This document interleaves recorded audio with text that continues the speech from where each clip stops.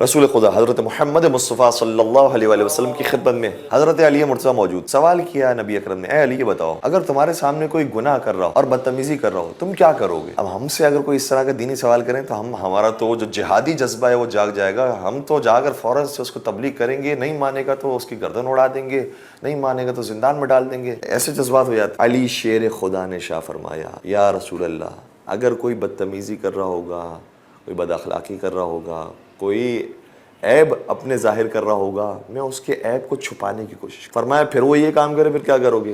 कहा मैं अपनी अबा उतार कर उसके चेहरे पर डाल दूँ। कहा फिर वो ये काम करे फिर क्या करोगे? कहा मैं पूरे वजूद को ढाक लूंगा, कोई उसके गुनाह और ऐब को ना देखे। नबी ने उस वक्त इरशाद फरमाया, ला फता इल्ला अली, अली जैसा कोई जवान नहीं। ये जवान मर्द इसको कहते हैं जवान मर्दी।